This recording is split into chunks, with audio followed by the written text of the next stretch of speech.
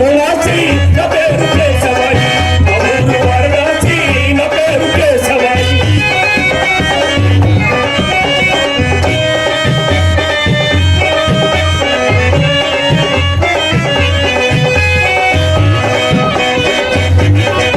అయ్యగారు మంచివారు, అయ్యగారు మంచివారు, అమ్మగారు గయల గప్ప, అమ్మగారు గయల గప్ప. మా ఊరు వారణాసి నా పేరు కేశవాయి, మా ఊరు వారణాసి నా పేరు కేశవాయి.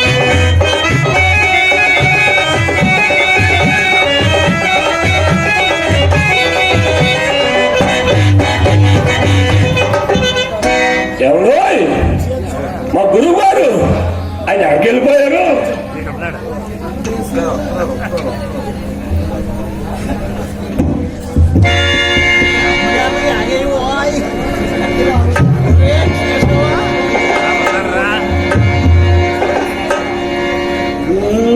సొడసకని పండుగోరన్నా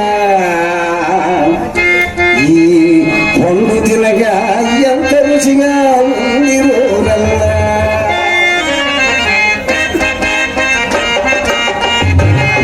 ఈ పండు తినగా ఎంత రుచిగా ఉంది రోరన్నా, సొడసక్కని పండు రోరన్నా.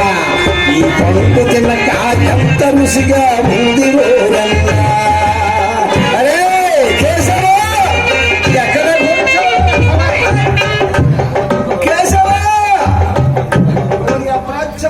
ఎక్కడ తెచ్చావరా కేశవ? కేశవ, ముసలివాడివి నేను ముందు వస్తూ ఉంటే కుర్రవాడివి నీవేమి? ముసలోడు ముందే పోతున్నారని. నాయనా కేశవ, ఈ కాల పరిస్థితులు బట్టి ముసలివాళ్లే ముందు పోవట్లేదురా. యువకుడు కూడా ముసలివాళ్ళ కంటే ముందే పోతూ ఉన్నారు. ముందు నాయన ఎవరేం చేస్తారో నేను వెనుక వస్తూ ఉన్నానండి. అంతలో నా స్నేహితుడు వీర వెంకట సత్యనారాయణ సుబ్రహ్మణ్య శాస్త్రి. వీర వెంకట సత్యనారాయణ ప్రసాద్ అడిగి ఎక్కడండి? వాడి ఇల్లు ఎక్కడండి? వాడి ఇల్లు ఎక్కడా? కేశవ, వెధవ సందేహాలతో నన్ను పీడించుకు తిరమక్కడ కదా. ఇప్పుడు మనం ఉన్నామండి. మనకు ఒక నివాస గృహం అనేది ఉందా?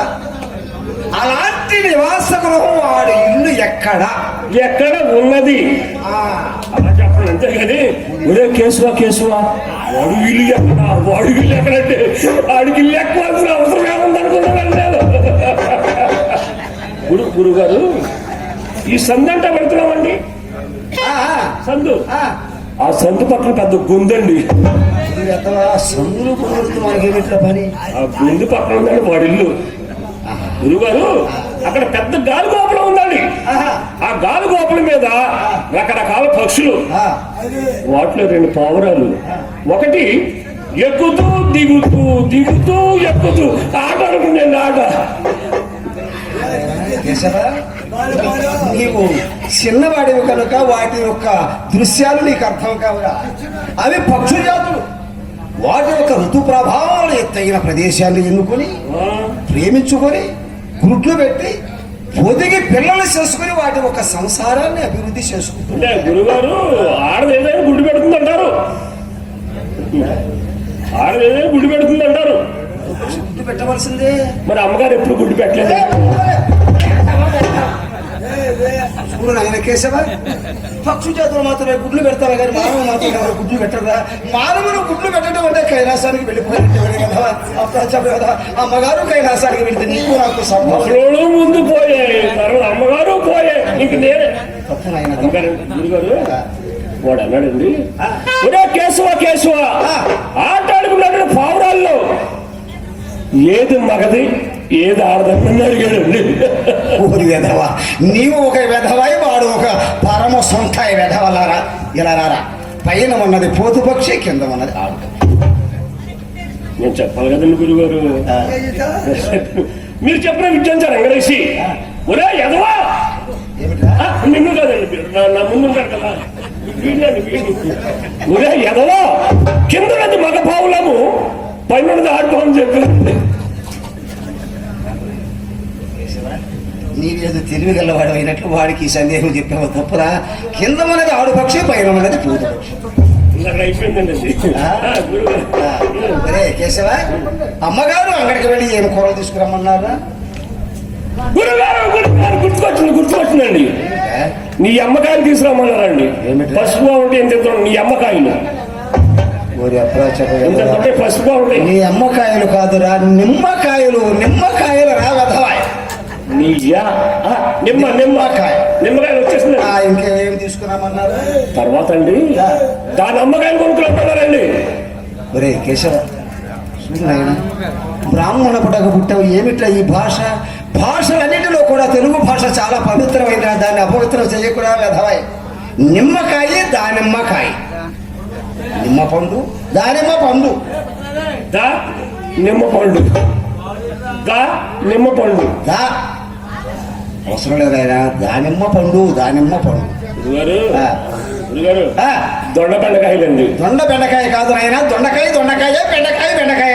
వంకాయలు, వంకాయ, బీరకాయలు, అదే తోటకూర, గోంగూర. ఇంకా అనువుగా సులువుగా ఉంటే అంగడిలో బాలిస కూడా కొనుక్కురామన్నారండి. బాలిసను కూడా కొనుక్కురామన్నారట.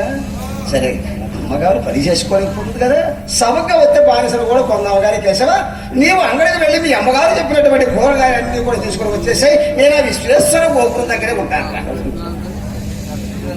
ఈ కాసుకు వంకాయ, వంకాయ, ఈ కాసుకు బెండకాయ, ఈ కాసుకు దొండకాయ, ఈ కాసుకు తోటకూర, ఈ కాసుకు అన్ని కూడా తీసుకున్నాయన. నేను విశ్వేశ్వర గోపురం దగ్గర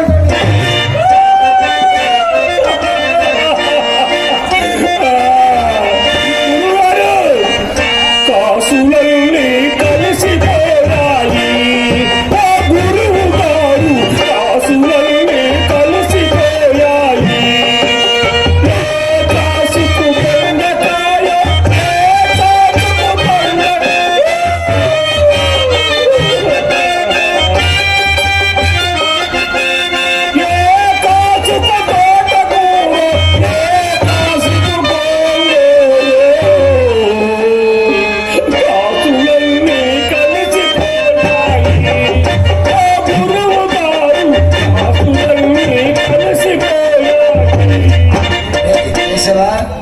కాసులు కలిసినంత మాత్రమున ప్రమాదం ఏమీ లేదురా. ఏ కాసు అంగడికి వెళ్ళి ఏ కాసు ఇచ్చినా వస్తువు ఇస్తారు. కన్నీరు వృధా చేయకూడదురా. కన్నీరు ఖర్చు పెట్టేటప్పుడు కూడా ఒక కారణం ఉంటారు కదా. ప్రతిదానికి కంటతడి పెట్టకూడదురా. ఓ అగహరించాలి. వెళుతూ వెళుతూ హరినామ సంకీర్తన హరిని హరిని భజించు జయవా.